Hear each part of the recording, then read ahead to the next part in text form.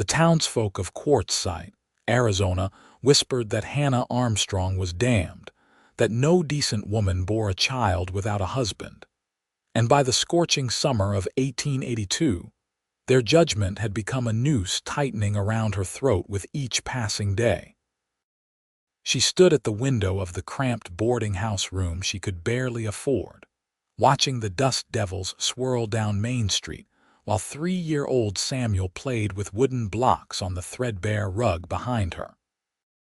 The boy had his father's dark hair, though Hannah tried not to think about that man anymore, the traveling salesman who had promised her the world and left her with nothing but shame and a growing belly.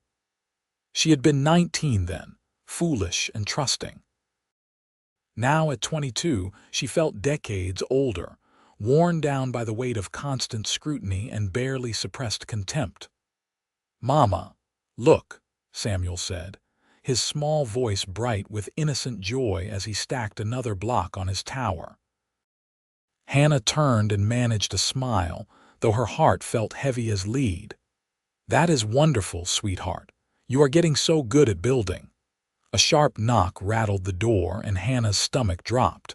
She owed another week's rent, and Mrs. Pemberton had made it clear that her patience had limits. When Hannah opened the door, the landlady's pinched face confirmed her fears. "Miss Armstrong," Mrs. Pemberton said, her voice dripping with disdain as she emphasized the miss like a curse. "I have been more than generous, but I run a respectable establishment. The other tenants have complained about having an unwed mother under the same roof. It sets a bad example. Please," Hannah said, hating the desperation in her voice. "I have been looking for work. The general store said they might need someone to help with inventory next week." "They will not hire you," Mrs. Pemberton said flatly. "No one in this town will.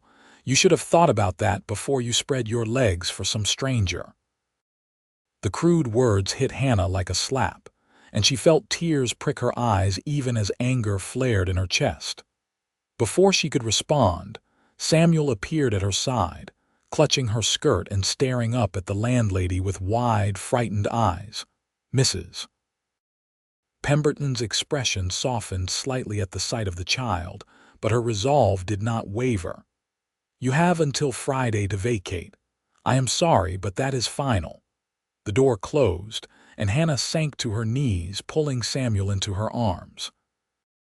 He did not understand what was happening, but he sensed her distress and wrapped his small arms around her neck. She breathed in the scent of him, that sweet mixture of little boy sweat and the lye soap she used to wash his hair, and tried to think of what to do next. She had $18 to her name. The next town was 40 miles away across brutal desert terrain. She had no horse, no wagon, and a small child who could not walk that distance. The church had made it clear they would offer no assistance to a woman of her moral standing. Her own family back in Missouri had disowned her when she refused to name the father, though naming him would have done no good since he had vanished like smoke on the wind. That evening, after Samuel had fallen asleep on their narrow bed, Hannah counted her meager savings again, as if the coins might have multiplied through some miracle. They had not.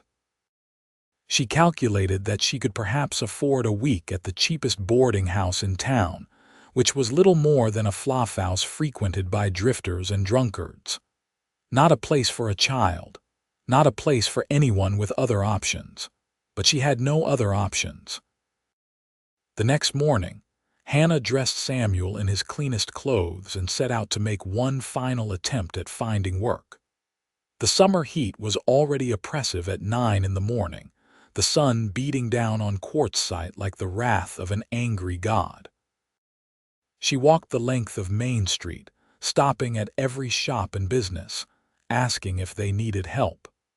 The responses ranged from curt refusals to outright hostility. At the Mercantile, the owner's wife actually made the sign of the cross when Hannah entered, as if warding off evil. At the restaurant, the proprietor looked her up and down and said he had no positions available, though the help wanted sign still hung in the window. By noon, Hannah's feet ached, Samuel was cranky and thirsty, and she had exhausted every possibility she could think of. She used 2 precious pennies to buy Samuel a peppermint stick at the general store, and they sat on a bench outside in the meager shade of the awning. Her son's delighted smile as he licked the candy made her heart ache. How could she provide for him? What kind of future could she give him in a world that saw him as nothing more than proof of her sin? "You look like you could use a cold drink." The voice startled her, and Hannah looked up to find a tall man standing a few feet away, his hat pulled low against the sun. He was dusty from the road, his clothes worn but well maintained, and he wore a gun on his hip like most men did in these parts. What struck her most were his eyes, a clear gray-blue that seemed to look at her without judgment, just honest concern. "I am fine, thank you," Hannah said automatically, her guard rising. Strange men offering kindness always wanted something in return. The man nodded, accepting her refusal without argument, but he did not move on. "Name is Ryder Thornton," he said. "I just rode into town looking for work. Saw you making the rounds earlier. Seems like we are in the same boat." "I doubt that," Hannah said, unable to keep the bitterness from her voice. "I suspect you will have better luck than I will." Ryder tilted his head, studying her with those keen eyes. "Maybe. But I have found that luck is not worth much without compassion. That boy of yours looks about done in from this heat. The hotel dining room serves lemonade. Would you let me buy you both a glass? No strings, just one soul in need recognizing another." Hannah knew she should refuse. Accepting favors from strange men was what had gotten her into this mess in the first place. But Samuel's flushed cheeks worried her, and the thought of cold lemonade in an establishment that would likely refuse to serve her if she walked in alone made her pride crumble. "All right," she said quietly. "Thank you." The hotel dining room was nearly empty in the dead heat of midday. A few businessmen lingered over late lunches, and a couple of elderly women sat near the window. When Hannah walked in with Ryder and Samuel, she felt the shift in the atmosphere immediately. Whispers started, and the elderly women turned to stare with undisguised disapproval. Ryder seemed oblivious to it all. He chose a table in the corner, held out a chair for Hannah like she was a respectable lady, and then helped Samuel into his own seat with gentle efficiency. When the waiter approached with a sour expression, Ryder ordered 3 lemonades and asked for the lunch special, doubling the order before Hannah could protest. "I cannot let you pay for our food," she said when the waiter had gone. "You can and you will," Ryder said, his tone friendly but firm. "I have been riding for 3 weeks straight and I am tired of my own company. Consider it payment for the pleasure of conversation." Samuel, shy around the stranger, leaned against Hannah's side. She stroked his hair absently, trying to decide if this man was genuine or if he had ulterior motives she had yet to discern. He did not look at her the way men usually did when they learned she was an unwed mother. There was no calculation in his gaze, no assessment of how easily she might be persuaded into immorality a second time. He just looked at her like a person, plain and simple. "How old is your boy?" Ryder asked. 3, Hannah said. "His name is Samuel." "That is a good, strong name." "My brother was named Samuel. He would have been about 30 now if he had lived." There was a flicker of old pain in Ryder's eyes, but it passed quickly. "Took fever when he was 6. Sometimes I still think about what he would have been like grown." The admission was so honest and unguarded that Hannah felt something in her chest loosen slightly. "I am sorry for your loss. It was a long time ago, but it taught me that life is too short to waste on meanness and judgment. We are all just trying to get by the best we can." The lemonade arrived, and Samuel's eyes went wide at the tall glass sweating with condensation. He reached for it eagerly, and Hannah helped him take careful sips while Ryder watched with a small smile. "So what brings you to Quartzsite?" Hannah asked, feeling obligated to make conversation. "Work, hopefully. Heard there was a ranch outside town looking for hands. The Double Cross, you know it," Hannah nodded. "The Carmichael place. It is about 5 miles northeast. They run cattle, mostly. I heard they lost several men to the gold fields in California." "Men are always chasing fortune," Ryder said, "usually running right past the good things they already have." There was something in the way he said it that made Hannah think he was talking about more than ranch hands. Before she could ask, the food arrived: roast beef sandwiches with potatoes and gravy. It was the finest meal Hannah had seen in months, and she had to blink back tears at the simple kindness of it. They ate mostly in silence. Samuel focused intently on his food while Hannah tried to pace herself despite her hunger. Ryder ate with the efficient manner of a man used to uncertain meals, cleaning his plate but without any urgency. "Where are you staying?" he asked when they had finished. Hannah hesitated, then decided honesty could not make things worse. "Nowhere as of Friday. The boarding house is evicting us." Ryder's expression darkened. "On what grounds?" "On the grounds that I am an unwed mother and therefore a corrupting influence on the other tenants." The words tasted like ash, but she said them steadily, meeting his eyes. If he was going to judge her, better to have it happen now before she started to hope he might be different. But Ryder did not look shocked or disapproving. He just looked angry on her behalf, his jaw tightening. "That is cruel. You have anywhere else to go. Another boarding house, perhaps, though I doubt it will be much better and my money will not last long." Ryder was quiet for a moment, and Hannah could see him thinking, weighing something in his mind. Finally, he leaned forward, his voice low and earnest. "I have a proposition for you, and I want you to hear me out before you say no." Hannah's guard shot back up. "I am not interested in that kind of proposition." "Not that," Ryder said quickly, his cheeks actually coloring. "God, no. I mean, not that you are not.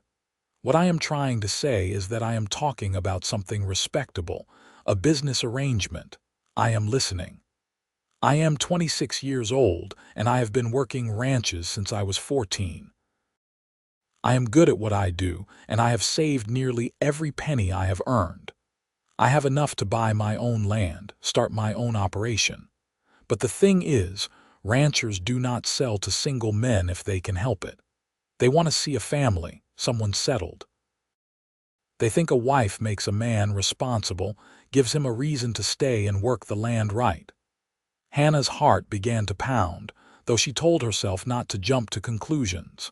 "What are you saying?" "I am saying we could help each other. You need protection and security. I need the appearance of a settled family man. We could get married, in name only if that is what you want. I would provide for you and Samuel, give you a home, respect. In return, you would help me get established.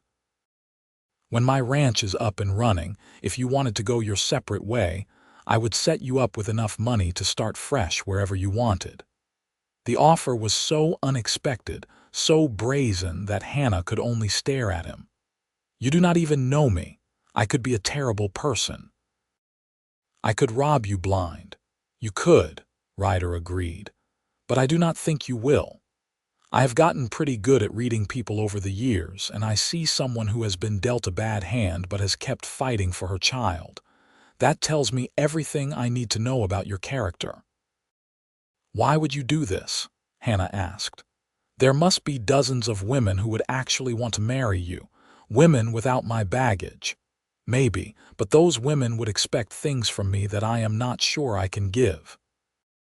I watched my parents tear each other apart with their expectations and disappointments. My father wanted my mother to be something she was not, and she resented him for it until the day she died. I do not want that. I would rather have an honest arrangement with someone who knows exactly what they are getting. Hannah looked down at Samuel, who was starting to doze against her side, his belly full and his small body relaxed in a way that had become rare. What Ryder was offering was insane. It was also possibly the only lifeline she was going to get. "I would need time to think about it," she said finally. "Of course. I am planning to ride out to the Double Cross tomorrow to see about that job. If they hire me, I will be back in town tomorrow evening. You can give me your answer then. We can meet here, same time as now. If you say no, no hard feelings. I will leave you money for a few weeks' rent before I go, enough to give you breathing room to figure something else out." The casual generosity of that statement nearly undid Hannah. She was so unused to kindness without expectation that she did not know how to respond. "You do not have to do that. I know, but I want to. We all need help sometimes. No shame in that." They parted ways outside the hotel, Ryder tipping his hat to her and ruffling Samuel's hair gently before heading toward the livery stable. Hannah walked back to the boarding house in a daze, her mind spinning with possibilities and fears. That night, after Samuel was asleep, she sat by the window and tried to think rationally about Ryder's offer. Every practical instinct told her it made sense. She would have security, a home, protection. Samuel would have a father figure, even if it was not a real marriage. And Ryder had promised she could leave if she wanted to, which meant she would not be trapped. But the part of her that had been burned before whispered warnings. How did she know he would keep his promises? How did she know he would not expect her to fulfill wifely duties despite his assurances? How did she know he was not secretly cruel, the kind of man who hid his true nature until it was too late to escape? She did not know. She could not know. But she also could not see any other path forward that did not end with her and Samuel starving on the streets or worse. The next day dragged like molasses. Hannah tried to distract herself with Samuel, taking him for a walk to the creek outside town where they could escape the heat and the judgmental stares. He played in the shallow water, splashing and laughing, and for a little while Hannah could pretend their lives were normal, that they were not balanced on a knife's edge of desperation. As evening approached, she bathed Samuel in the basin in their room, dressed him in his nightshirt, and left him with the only other person in the boarding house who had shown her any kindness, a young woman named Mary, who worked as a seamstress and occupied the room next door. Mary was barely 18 and painfully shy, but she had a gentle way with Samuel and had offered more than once to watch him for a few hours. "I will not be long," Hannah promised. "An hour at most." "Take your time," Mary said, already showing Samuel the new quilt she was working on. "We will be fine." Hannah walked to the hotel with her heart in her throat.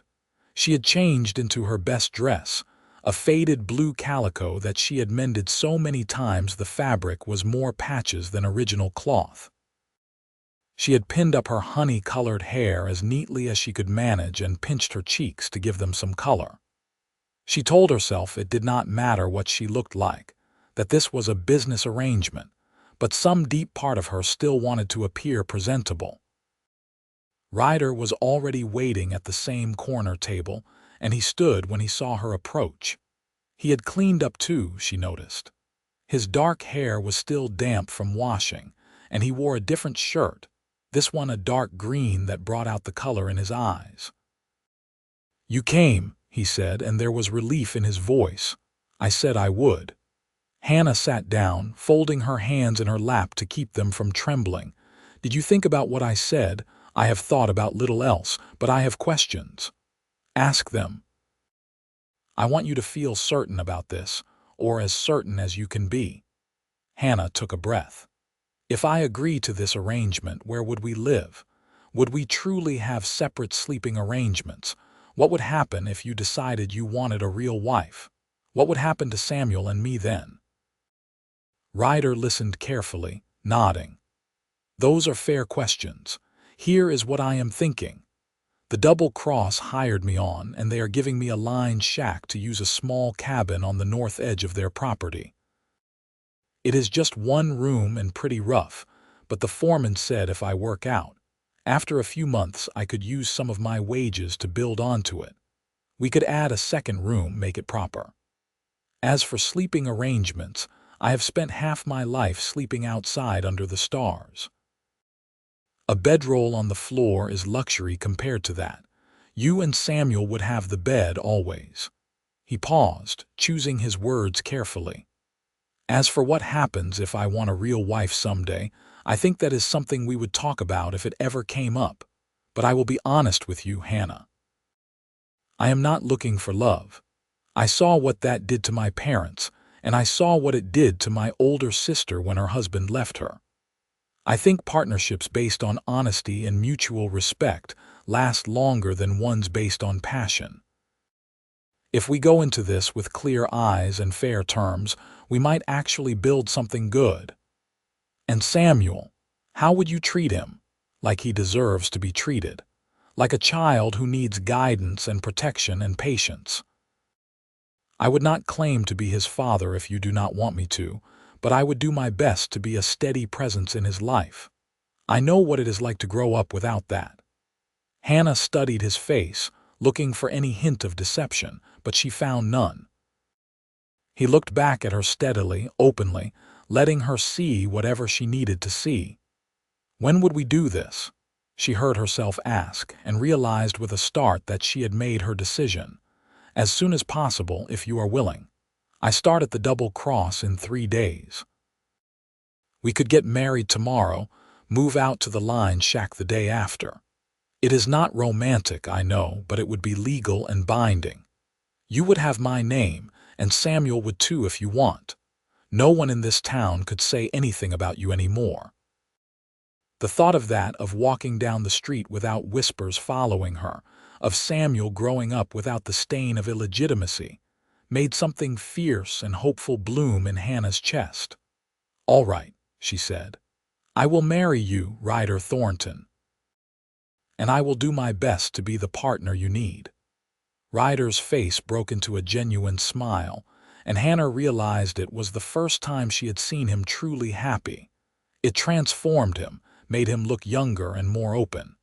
"You will not regret this. I promise I will take care of you both." They were married the next morning at the courthouse, a brief civil ceremony with 2 random passers-by as witnesses.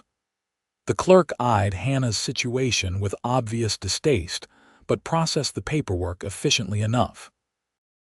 When Ryder slipped the simple gold band onto her finger, Hannah felt the weight of it like both a promise and a question. They were bound now, for better or worse, 2 strangers gambling on each other. The town's reaction was immediate and harsh. Mrs. Pemberton accused Hannah of being a seductress who had trapped another poor man. The women at the mercantile whispered that Ryder must be desperate or foolish to take on damaged goods. But there were also a few who softened slightly, because marriage, even hasty marriage, was respectable in a way that unwed motherhood never could be. Ryder ignored all of it with impressive equanimity. He helped Hannah pack her few belongings, paid her outstanding debts without comment on the amounts, and bought supplies for setting up their new home.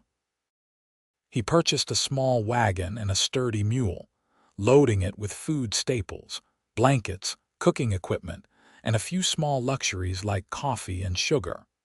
When Samuel learned they were leaving the boarding house, he clung to Hannah nervously until Ryder knelt down to his level. "It is going to be an adventure," Ryder said gently. "We are going to live on a real ranch with horses and cattle. Would you like that?" Samuel peeked at him shyly. "Will there be chickens?" Ryder laughed. "I do not know, but if there are not, maybe we can get some. Would you help me take care of them?" The boy nodded slowly, and some of his fear eased. By the time they left Quartzsite the next morning, Samuel was chattering excitedly about chickens and horses, his hand nestled trustingly in Ryder's. The line shack turned out to be even rougher than Ryder had suggested. It was weathered wood and patched tin, sitting alone in a dusty clearing with scrub brush and stunted trees providing minimal shade. But it had a solid roof, a stone fireplace, and a door that locked. Inside, there was a rope bed frame in the corner, a rough table with 2 chairs and a few shelves. "I know it is not much," Ryder said, looking almost embarrassed. "But we can make it better. I promise." Hannah set Samuel down and walked around the small space, trying to imagine it as home. She had lived in worse, especially in those first desperate months after Samuel was born. At least here they would be safe. At least here she had a partner, however unconventional. "It will do," she said. "We can make it work." They fell into a routine over the following weeks. Ryder left before dawn to work with the cattle, coming home exhausted and dusty as the sun set. Hannah focused on making the shack livable, scrubbing away years of grime, sewing curtains from flour sacks, planting a small vegetable garden in the patch of soil behind the shack. Samuel helped where he could, his natural curiosity making him a willing assistant. In the evenings, they would sit together outside, watching the spectacular Arizona sunsets paint the sky in shades of orange and crimson. Ryder would tell them about his day, describing the cattle and the other ranch hands in ways that made Samuel laugh. Hannah would share what she had accomplished, and gradually, tentatively, they would talk about themselves. She learned that Ryder had grown up in Texas, the youngest of 4 children. His father had been a hard man, quick with his fists and stingy with affection. His mother had been worn down by childbirth and disappointment, dying when Ryder was 12. He had left home at 14, lying about his age to get work on a ranch, and had been moving from place to place ever since. "I always thought I would find somewhere that felt like home," he said one evening, whittling a small horse from a piece of wood while Samuel watched in fascination. "But nowhere ever did. I started to think maybe home was not a place, maybe it was something you built." "Is that what we are doing?" Hannah asked quietly. "Building a home," Ryder looked up from his whittling, his eyes serious. "I think so, I hope so." Hannah told him her story too, though it was harder to put into words.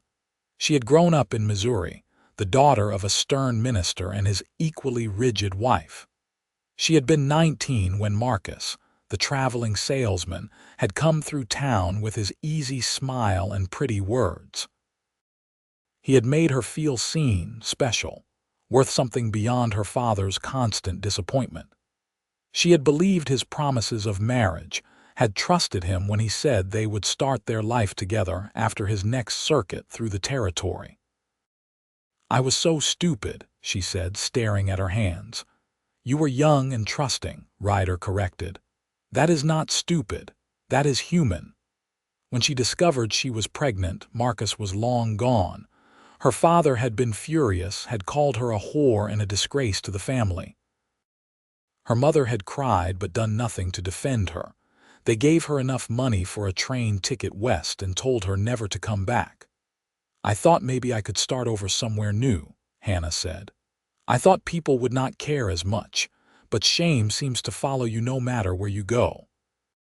"Not anymore," Ryder said firmly. "You are Hannah Thornton now. You are my wife. Anyone who wants to shame you has to go through me first." The fierce protectiveness in his voice made Hannah's throat tight.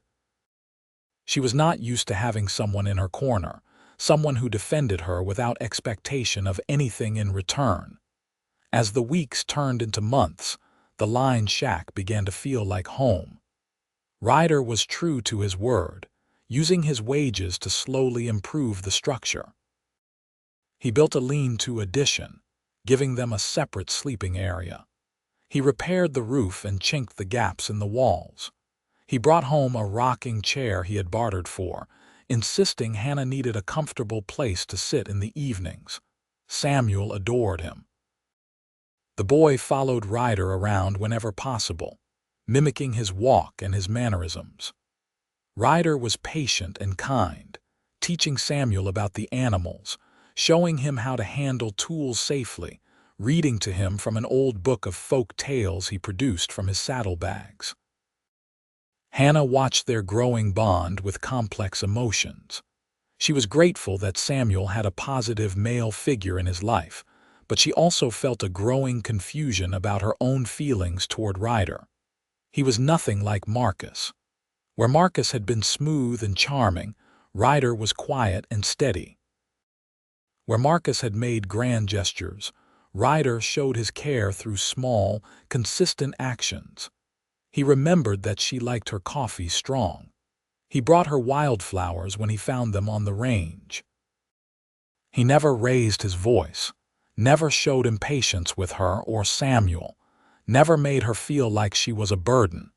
It would have been easier if she could keep thinking of him as just a business arrangement. But as autumn arrived and the brutal heat gave way to cooler temperatures, Hannah had to admit to herself that her feelings had shifted into dangerous territory. She was falling in love with her own husband, and she had no idea if he felt the same way. The first real test of their arrangement came in late October. The ranch was preparing for the fall cattle drive to the railhead in Yuma, and Ryder would be gone for 3 weeks. He was conflicted about going, worried about leaving Hannah and Samuel alone, but the pay for the drive was substantial and would go a long way toward helping them build their own place in the spring. "I do not like leaving you," he said the night before his departure. They were standing outside under a canopy of stars, Samuel already asleep inside. "If anything happened and I was not here." "We will be fine," Hannah assured him, though her own heart felt heavy at the thought of his absence. "The foreman said we can send word to the main house if we need anything, and you will be back before we know it." "I am going to miss you," Ryder said, and then seemed surprised by his own words. "Both of you, I mean. We will miss you too." Hannah wanted to say more, wanted to tell him how much he had come to mean to her, but the words stuck in her throat. Ryder reached out and took her hand, a gesture that had become increasingly common between them but still sent a small thrill through her. "When I get back, I want to talk about something, about us and what this is becoming, if that is all right with you." Hannah's heart hammered. All right. He left before dawn, and the line shack felt unbearably empty without him. Hannah threw herself into work, preserving the vegetables from her garden, mending clothes, teaching Samuel his letters. But the nights were long and lonely, and she found herself standing at the window, looking out toward the dark horizon and wondering where Ryder was, if he was safe, if he was thinking about her the way she was thinking about him. 2 weeks into his absence, trouble arrived in the form of 3 drifters on horseback. Hannah was hanging laundry when she saw them approaching, and her blood ran cold. She called Samuel inside immediately, bolting the door and pulling the rifle down from where Ryder had hung it above the mantel. She did not know much about shooting, but Ryder had given her a basic lesson before he left, and she prayed it would be enough to bluff her way through this. The men dismounted outside, and one of them pounded on the door. "Anyone home?" "We saw your smoke and thought you might spare some water and food for weary travelers." Hannah's hands shook as she checked the rifle's load. "My husband is inside," she called out, deepening her voice as much as she could. "We do not have anything to spare." One of the men laughed, a nasty sound. "That's so. Because we have been watching and we have not seen any man around here for days. I think you are all alone, sweetheart. Why do not you open the door and we can talk friendly like?" Samuel whimpered, and Hannah pulled him close, her mind racing.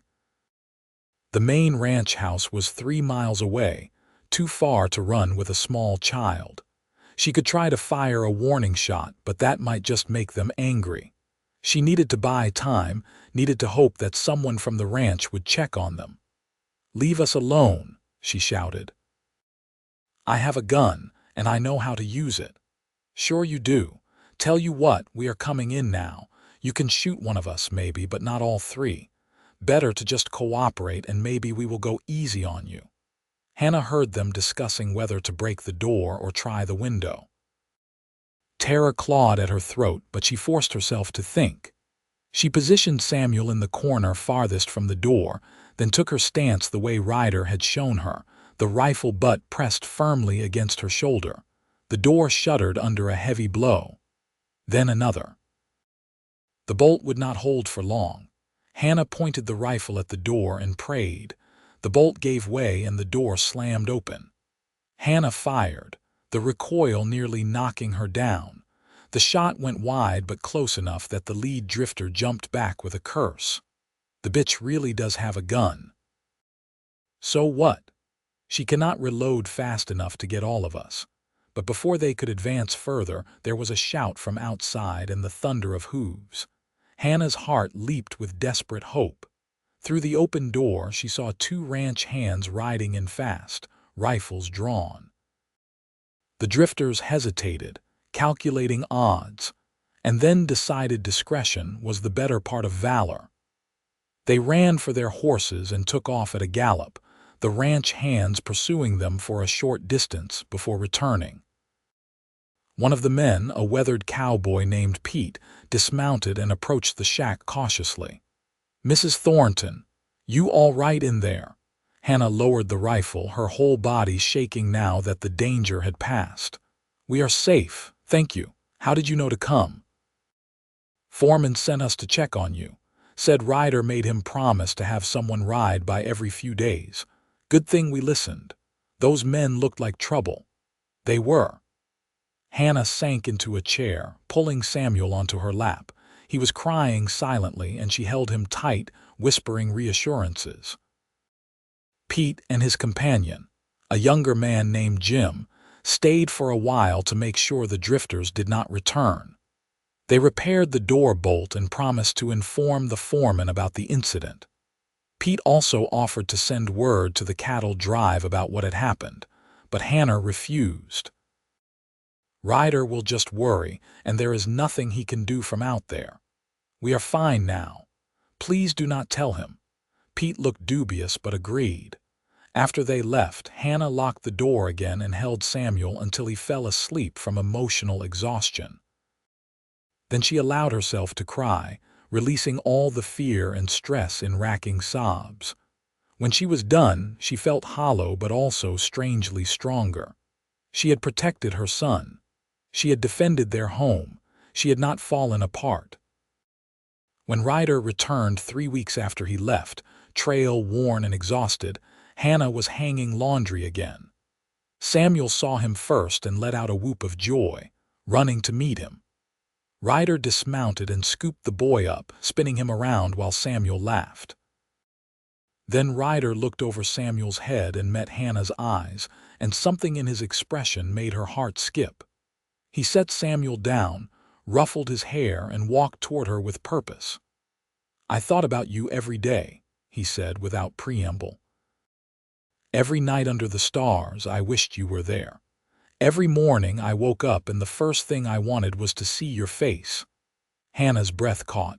"Ryder, I know we said this was an arrangement. I know we said it was practical, not personal.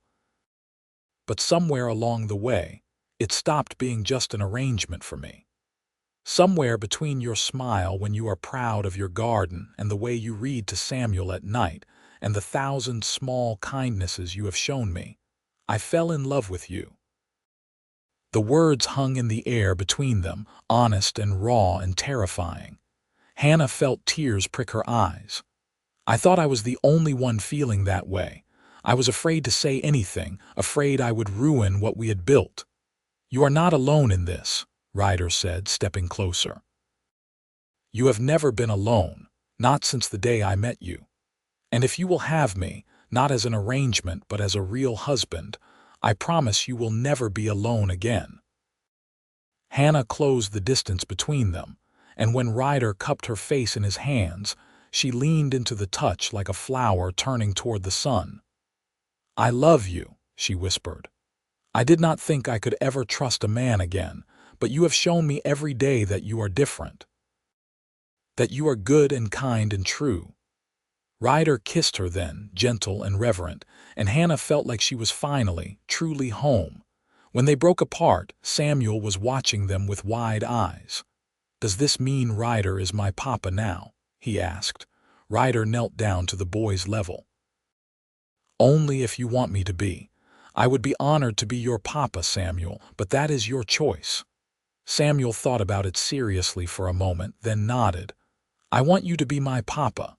Then that is what I will be." That evening, after Samuel was asleep, Ryder told Hannah about the cattle drive, and she told him about the drifters. He went pale as she described what had happened, pulling her into his arms and holding her so tight she could barely breathe. "God, Hannah, when I think about what could have happened. But it did not. We were okay. We stayed safe. You were so brave. I am so proud of you." He pulled back enough to look at her. "But I hate that you had to face that alone. I hate that I was not here. You were here in all the ways that mattered. You taught me how to shoot. You made sure the ranch hands would check on us. You gave me the strength to stand my ground. I was not really alone, Ryder. I had you with me." That night, for the first time, Ryder joined Hannah in the bed instead of taking his bedroll on the floor.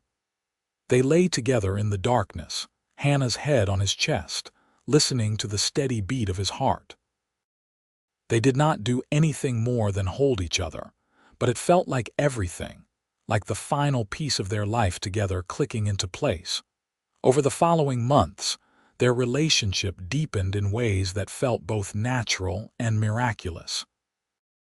Ryder courted her the way he should have had time to before, bringing her small gifts, stealing kisses when Samuel was not looking, learning the geography of her heart through late-night conversations. Hannah blossomed under the security of real love, her smiles coming easier, her laughter more frequent. In the spring of 1883, Ryder approached his boss with a proposal. There was a parcel of land at the edge of the double-cross property that was rocky and difficult, not ideal for cattle but potentially good for sheep or horses. Ryder offered to buy it outright and to continue working for the ranch part-time while he built his own operation. After some negotiation, the owner agreed, and suddenly they had 100 acres to call their own. The work of building a real home was backbreaking but joyful. The ranch hands helped with the heavy lifting, and Hannah worked alongside Ryder, her hands blistering and her back aching but her heart full. They built a 2-room house with a real wood floor, a proper kitchen, and even a small porch. It was simple but solid, a far cry from the line shack that had been their first home. They bought 6 ewes and a ram, planning to build a modest sheep operation. Ryder also acquired 2 horses, telling Hannah he wanted to breed and train them. Samuel, now 4, took to the animals immediately, showing a natural affinity that made both his parents proud. In the summer of 1883, Hannah discovered she was pregnant. The realization brought with it complex emotions, joy at the thought of giving Ryder a child of his own, but also fear that he might treat Samuel differently once he had a biological child. When she told him the news, Ryder's face lit up with such pure happiness that her fears began to ease. "A baby," he breathed, his hand moving to her still flat belly. "Our baby." "Are you happy?" Hannah asked. "Happy? I am over the moon. You have given me everything, Hannah. A home, a family, a reason to wake up every morning. This is just more blessing than I thought I deserved." "What about Samuel? Will you still love him the same?" Ryder's expression grew serious. "Samuel is my son. He will always be my son, no matter how many other children we have. Blood does not make a family. Love does. I thought you knew that by now." Hannah did know it, but hearing him say it made her love him even more. When they told Samuel he would be a big brother, he was delighted, immediately making plans for all the things he would teach the baby. The pregnancy was not easy. Hannah suffered from sickness that lasted well into her 4th month, and the Arizona heat made her uncomfortable and exhausted. But Ryder was attentive and patient, taking over more of the household tasks, insisting she rest even when she protested that there was too much work to be done. In February of 1884, during a rare cold snap that dusted Quartzsite with frost, Hannah went into labor. Ryder rode to town to fetch the midwife, a practical woman named Mrs. Chen, who had come to Arizona from San Francisco and who did not care about Hannah's past, only about delivering healthy babies. The labor was long and difficult. Hannah, exhausted and frightened, clung to Ryder's hand and drew strength from his steady presence. Samuel was with a neighboring family, spared the intensity of the experience. Finally, after nearly 18 hours, their baby was born, a boy with a powerful set of lungs and a thick shock of dark hair. Mrs. Chen cleaned him up and placed him in Hannah's arms, and Hannah looked down at the tiny, perfect face and felt her heart expand in a way she had not known was possible. "He is beautiful," Ryder said, his voice thick with emotion. "You are amazing. You did such a good job." They named him James Ryder Thornton, and he was an easy baby, content to sleep and eat and gaze at the world with solemn dark eyes. Samuel was a devoted big brother, helping with small tasks and singing to James when he fussed. Life settled into a new rhythm.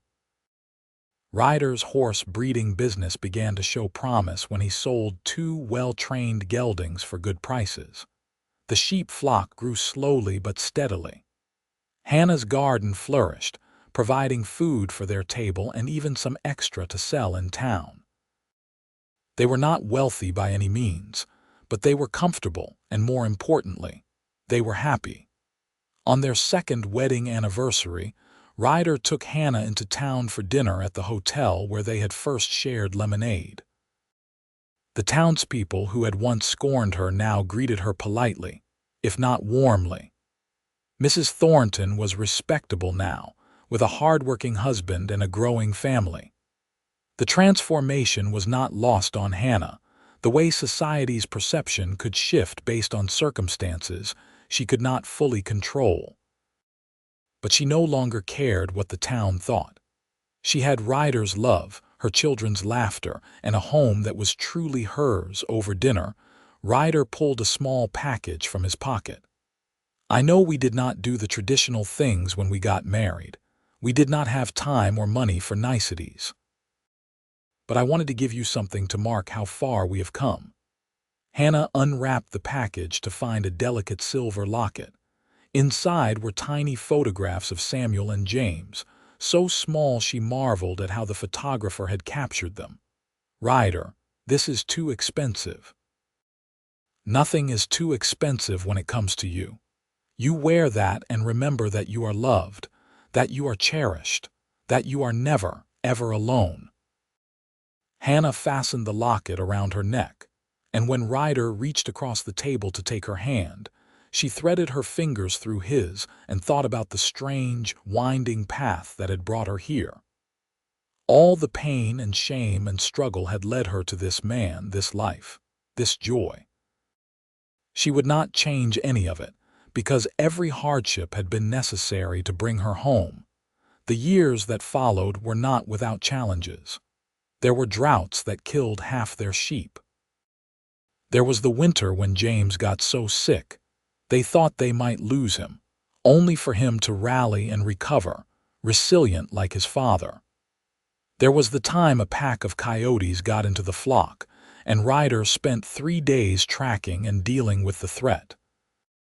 There were the normal struggles of any family: arguments over money, disagreements about how to handle the children, moments of frustration and fatigue. But through it all, the foundation they had built held strong. Ryder and Hannah had learned to communicate honestly, to support each other's strengths and shore up each other's weaknesses. They had built their relationship on respect and partnership first, and the love that grew from that foundation was deep and enduring. Samuel grew into a thoughtful, hard-working boy who had his mother's kindness and his father's steady temperament. He excelled at working with the animals and often talked about having his own ranch someday. Ryder treated him exactly as he treated James, never once making a distinction between his legal son and his biological son. When Samuel turned 8, he asked Hannah about his birth father. It was an inevitable question, and one Hannah had been preparing for. She told him the truth in age-appropriate terms that his biological father had made promises he did not keep, and that while that was sad, it had led her to Ryder, who was the father Samuel deserved. "So Papa Ryder is not my real father?" Samuel asked, his young face troubled. "He is your real father in every way that matters," Hannah said firmly. "Being a father is not about blood. It is about showing up every day, about teaching and protecting and loving. Ryder has been your father since you were 3 years old. That is as real as it gets." Samuel thought about this, then nodded. He never brought it up again, secure in the knowledge of where he belonged. James was a different personality, entirely boisterous and adventurous, always into some scrape or another. He kept Hannah on her toes and made Ryder laugh with his antics. The two boys were close despite their different temperaments, the kind of brothers who fought viciously one moment and defended each other fiercely the next. In 1888, when James was 4 and Samuel was 9, Hannah discovered she was pregnant again. This time, the pregnancy was easier, perhaps because she was not dealing with the stress and uncertainty of her first two. In December of that year, she gave birth to a daughter, and Ryder wept when he held her for the first time. They named her Rose, and she was the apple of everyone's eye. Samuel and James were protective big brothers, and Ryder was completely wrapped around her tiny finger from day one. Hannah watched her husband cradle their daughter and sing to her in his rough but gentle voice, and felt such overwhelming love that she sometimes did not know how to contain it. As the decade turned and the 1890s arrived, the Thornton Ranch had grown into a respectable operation. They had expanded their land holdings, increased their flocks, and Ryder's reputation as a horse trainer had spread throughout the territory. They were not rich, but they were secure, and their children wanted for nothing important. On a cool evening in the spring of 1891, Hannah and Ryder sat on their porch watching the sunset while the children played in the yard. Rose, now 2, toddled after her brothers with determined steps, and their laughter echoed across the property. "You remember the day we met?" Ryder asked, his arm around Hannah's shoulders. "Of course. You bought Samuel and me lemonade and changed our lives." "I think you changed mine just as much, maybe more. I was so lost before you, Hannah. I had no anchor, no purpose beyond the next job and the next place. You gave me all of that." Hannah leaned her head on his shoulder. "We saved each other. That is what people who love each other do." They sat in comfortable silence for a while, and then Ryder said, "I want you to know something. When I offered to marry you that day, I told myself it was practical. I told myself I was just helping someone in need. But I think part of me knew, even then, that you were going to be the love of my life. I think I started falling for you the moment I saw you on that bench, protecting your son and refusing to give up despite everything the world had thrown at you. I was so scared that day," Hannah admitted. "I was almost out of options, and then you appeared like some kind of miracle. For a long time, I was afraid to believe it was real. I kept waiting for you to turn cruel or to abandon us. But you never did. You just kept showing up day after day, proving that you were exactly who you claimed to be." "I am not going anywhere," Ryder said. "When I said you would never be alone again, I meant it. That is a promise I will keep until my last breath." Hannah turned to kiss him, This man who had taken her shame and turned it into honor, who had given her children a father and her heart a home. I love you, Ryder Thornton. I will love you for the rest of my days and beyond. And I love you, Hannah, always and forever. As the sun dipped below the horizon and painted the sky in shades of gold and crimson, the Thornton family came together on the porch. Samuel and James sprawled on the steps, arguing good-naturedly about something. Rose climbed into her father's lap and promptly fell asleep. Hannah leaned against Ryder's solid warmth and thought about how far they had come from that scorching day in Quartzsite when she had been alone and desperate. She was not alone anymore. She would never be alone again. She had a husband who loved her, children who thrived, and a life that was rich in all the ways that mattered. The shame that had once defined her was gone, replaced by pride in what she and Ryder had built together. In the years that followed, the Thornton ranch continued to grow. Samuel eventually took over much of the day-to-day operations, showing a natural aptitude for business that impressed his father. James developed into an exceptional horseman and began entering competitions, bringing home prizes and enhancing the ranch's reputation. Rose grew into a bright, determined girl who loved books and learning, and Hannah made sure she had access to education, determined that her daughter would have opportunities she herself had never known. Ryder and Hannah aged together, their love deepening with each passing year. Their hair turned gray, their bodies grew less spry, but the bond between them only strengthened. They added grandchildren to their family as Samuel, and eventually, James married and started families of their own.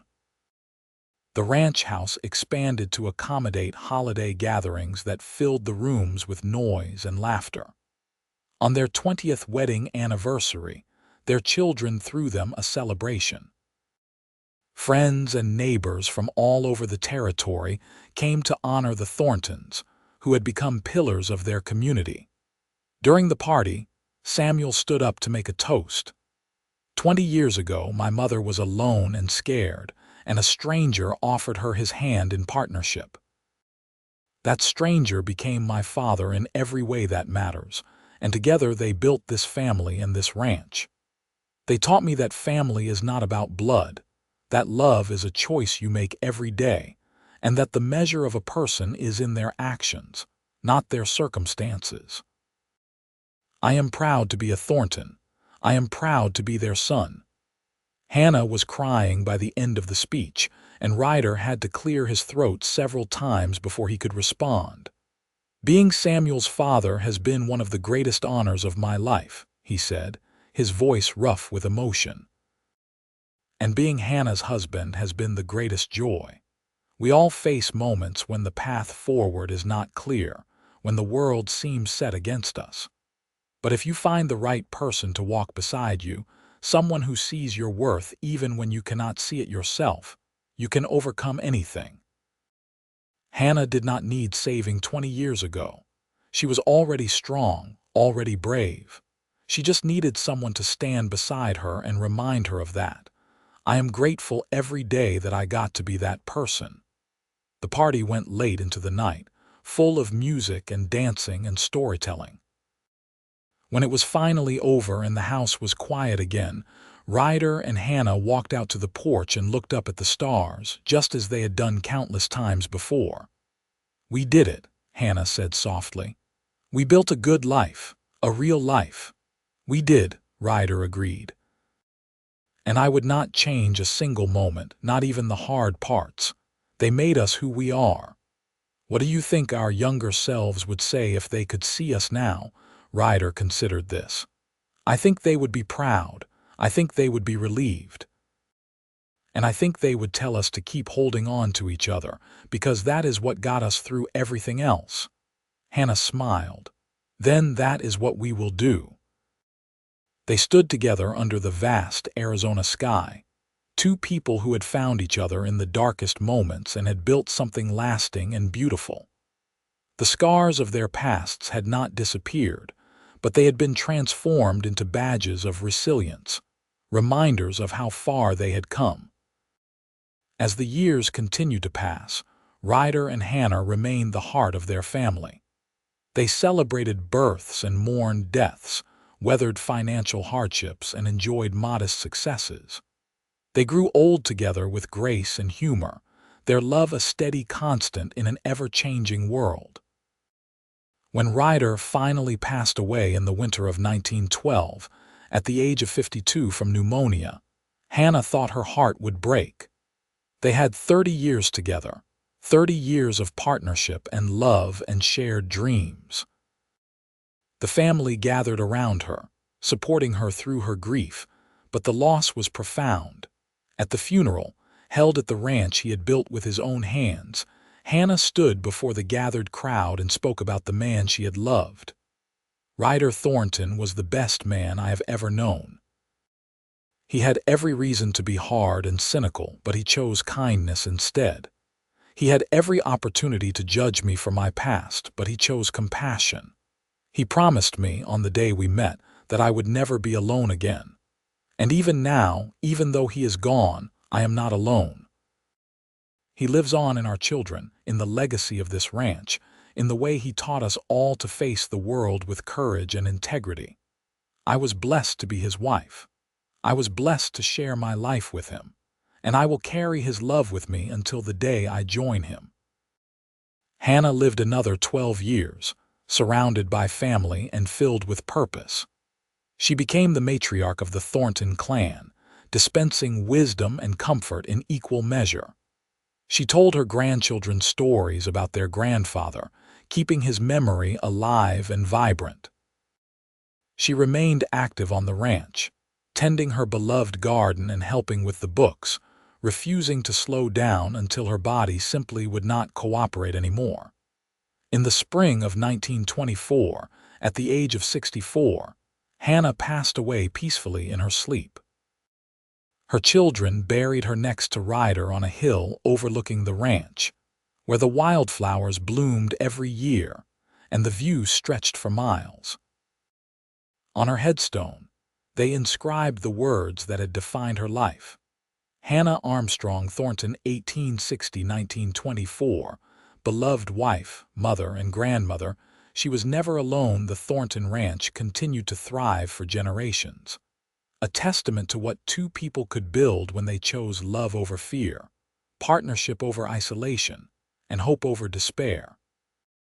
And though Quartzsite changed and grew and eventually forgot the scandal that had once surrounded Hannah Armstrong, her descendants never forgot the courage it took for her to accept Ryder's offer, or the love that grew from that first brave choice. In the end, Hannah and Ryder's story was not about shame or redemption. It was about two wounded souls who found each other in the wilderness and built a sanctuary together. It was about the transformative power of consistent, honest love. It was about family, chosen and cherished, about home as something you create rather than something you find.